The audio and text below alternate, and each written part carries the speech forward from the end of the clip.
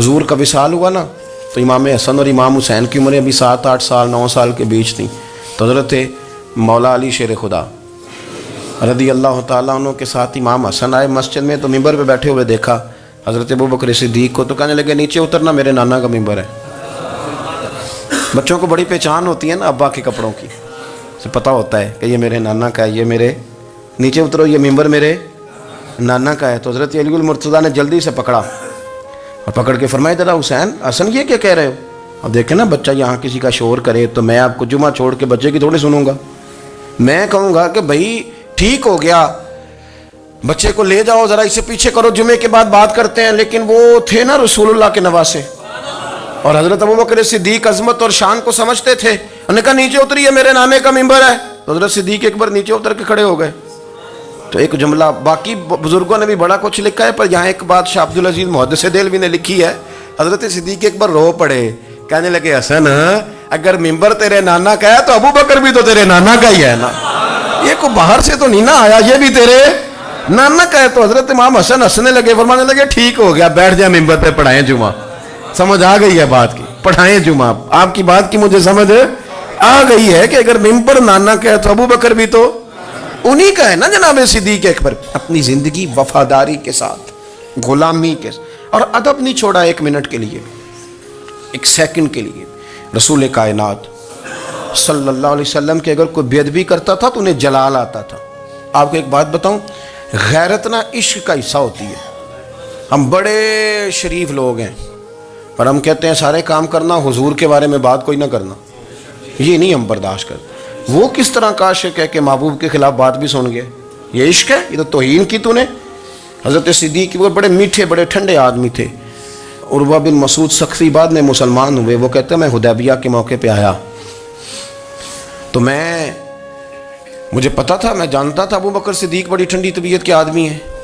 कहते हैं नबी पाक सल्लल्लाहु अलैहि वसल्लम के गिर्द ना मैंने हाला देखा गुलामों का, कोई हाथ बांधे खड़ा है, कोई पानी का कतरा लेने के लिए खड़ा है, कोई वुज़ू का बचा हुआ पानी लेने खड़ा है। तो चूंकि वो आए थे काफिरों की तरफ से, तो तनकीद करने वाले को कहानियां बड़ी मिल जाती। तो फौरन उर्वा बिन मसूद सख्फी कहने लगे ए मोहम्मद इब्न अब्दुल्लाह सल्लल्लाहु अलैहि वसल्लम आज ये आपके गिर्द खड़े हैं, पर जब तलवारें चमकेंगी तो दौड़ जाएंगे। तलवारों के सामने खड़ा होना आसान नहीं। तो हज़रत सिद्दीक़ एक बार पीछे खड़े थे, नबी पाक ठंडे मिजाज के आदमी, पर बात हुई थी ना सरकार के बारे में, तो दौड़ के आगे आए और इतना सख्त जुमला कहा, कहने लगे जा जाके लातो मनात की शर्मगाह चाट, तू कहता है कि हम हुजूर को छोड़ जाएंगे? मैं नबी पाक के बाकी गुलामों की बात नहीं करता, तेरे पास जितने सूरमे है ना तू सारे लेके आ, और नबी पाक के दिफा के लिए सिर्फ अबू बकर की तलवार ही काफी है। तू ला, तेरे पास जितने सूरमे हैं ला मैदान पे, तू ला ना, तेरे पास जितने सूरमे हैं। तू कहता है ये दौड़ जाएंगे, फरमाया तूने अभी हमारा रुख देखा नहीं ना, तू आ ना जरा मैदान में, मैं तुझे अकेले को बताता हूँ कि किस तरह हुजूर का दिफा किया जाता। उर्वा बिन मसूद सख्फी कहने लगे ये कौन है? देर के बाद मिले थे ना, ये कौन है? उन्होंने कहा ये अबू काफा के बेटे अबू बकर सिद्दीक़ हैं। तो उर्वा बिन मसूद कहने लगे ये तो बड़ी ठंडी तबीयत का बंदा था।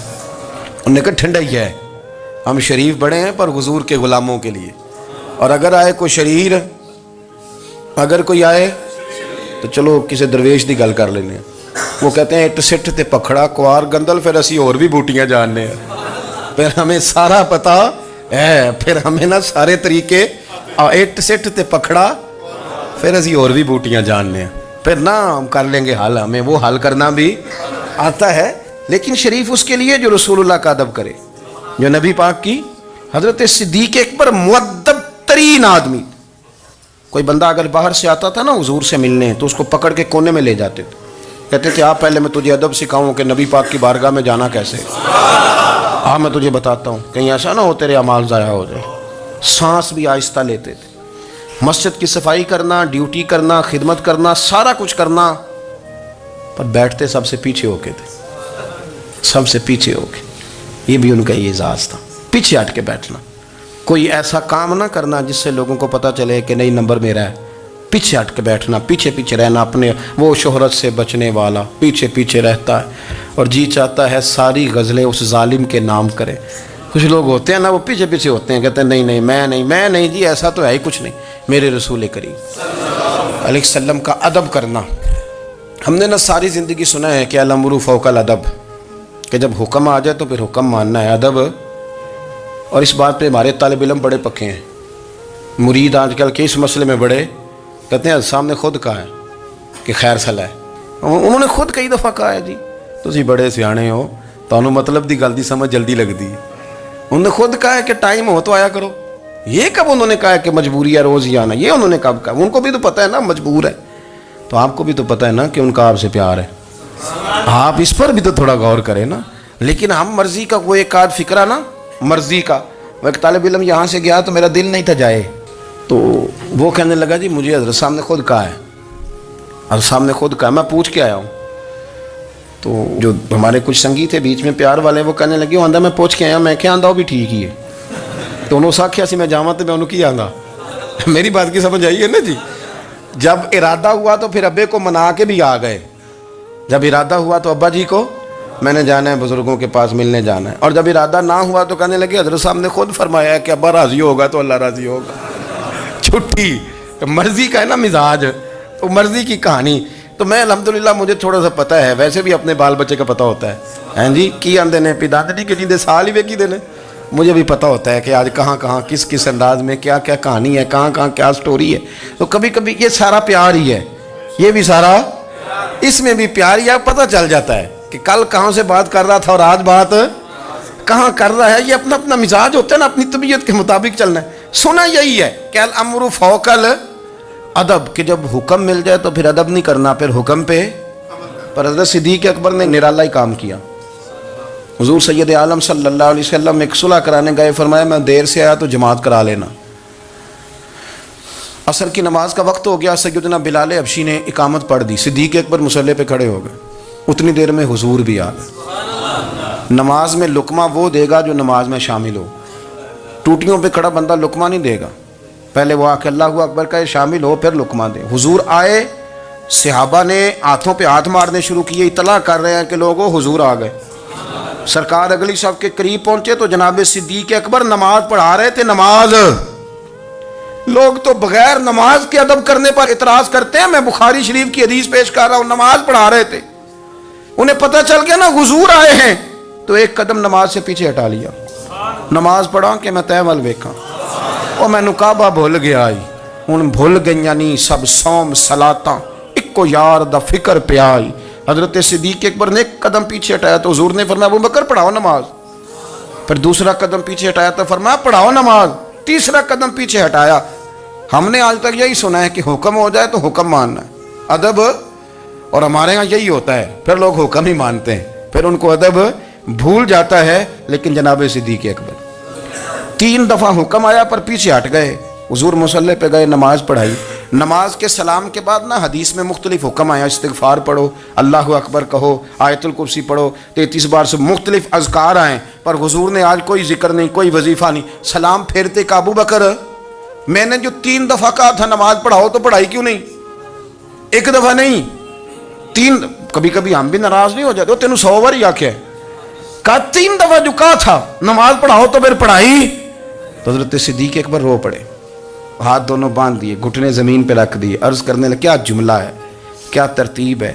عرض کرنے لگے یا رسول اللہ، ابو قحافہ کے بیٹے کی اتنی بھی جرت نہیں کہ مدینے والے رسول کو نماز پڑھائے. میں اتنا بھی جرت مند نہیں ہو گیا حضور، میں کیسے آپ کے آگے کھڑا رہتا اور آپ میری، یعنی عین نماز کی حالت میں، عین حالت نماز میں بھی ادب. نماز پڑھا کہ میں تیمل ویکھاں. ان کا با بھول گیا آئی، میں نے بھول گئیاں نہیں سب سوم صلاتاں، اکو یار دا فکر پہ آئی. دوستو حضرت ابو بکر صدیق رضی اللہ تعالیٰ عنہ کا عشق، ان کا پریم، ان کا پیار، ان کی باتیں. ایک دن نا حضور کے وصال کے بعد اچانک نہ اس طرف جا رہے ہیں، خاصے مسجد سے دور چلے گئے. تو حضرت عمر تھوڑا طبیعت کو جانتے تھے، جناب عمر پیچھے دوڑے، کہنے لگے کدھر جا رہے ہو؟ چپ کر گئے. کیا ہوا؟ کدھر جا رہے تھے؟ ابو بکر سیانے بندے ہو، امیر المومنین ہو، کہاں جا رہے؟ تو رو پڑے. کہنے لگے ایک دفعہ نا حضور سفر پہ گئے ہوئے تھے تو اس طرف سے واپس آ گئے تھے، تو مجھے خیال آیا شاید اس طرف سے آ نہ رہے ہوں. حضرت عمر رو پڑے. کہنے لگے ابو بکر اب تو حضور نے پردہ کر لیا، جنہاں دے دل بر جانی وچھڑن، کون روے پھر تھوڑا. سب روگاں دا روگ محمد جس دا نام آپ ساری سیرت کی کتاب میں پڑھ لیں گے تو ابو بکر صدیق کا وصال کس بیماری سے ہوا. لوگوں نے قول کیے ہیں کہ وہ سانپ کا زہر آ جاتا تھا، فلان چیز تھی، لیکن کو بندہ وجہ تلاش کر سکا؟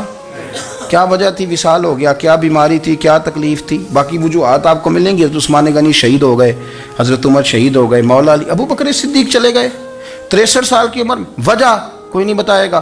جب شدید بیمار ہوئے تو حضرت عمر فاروق نے ایک طبیب بلایا، بڑا سیانا تھا. اس نے سارا چیک کیا تو نباز تھا. کہنے لگا یار کوئی بیماری تو سمجھ میں نہیں آتی. تو حضرت عمر تھوڑا سا جلال میں، یرانہ تھا نا، جلال میں کہنے لگے ابو بکر مسئلہ کیا ہے؟ دن بدن کمزور ہوتے جا رہے، نماز پڑھانے کھڑے ہوتے تو ٹانگیں کانپتی ہیں، مسئلہ بتائیں کیا ہے؟ طبیب اتنا بڑا ہے، یہ تو بندہ کا چہرہ دیکھ کے بیماری بتا دیتا ہے، اور یہ کہہ رہا ہے کوئی بیماری نہیں.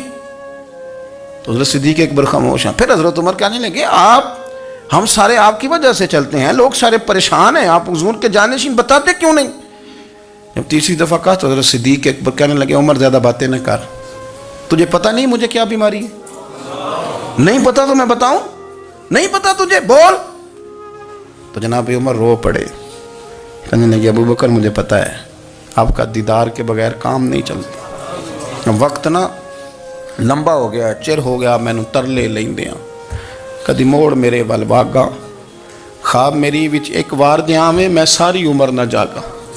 مجھے پتہ ہے آپ کے مرض کا، پر ابو بکر امت کو ضرورت بھی تو ہے نا.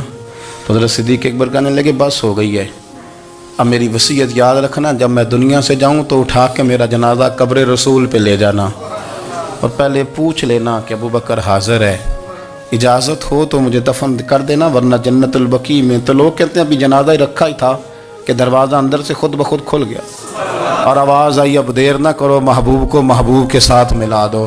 پانی پر نہ سہیلیاں رنگا رنگ کڑے، اسی پریا اس دا جانی ہے جس دا. میں نے شروع میں ایک بات کی تھی کہ اپنی خواہشات کو نا حضور کا غلام بنا دیں، سوچیں سمجھیں کہیں وہ لفظ جو مدینے والے رسول کو پسند ہیں، پھر دیکھنا مسلمان ہونے کا مزہ آئے گا، پھر ذائقہ نصیب ہوگا. اللہ ان کے درجات بلند فرمائے. آخر دعوانا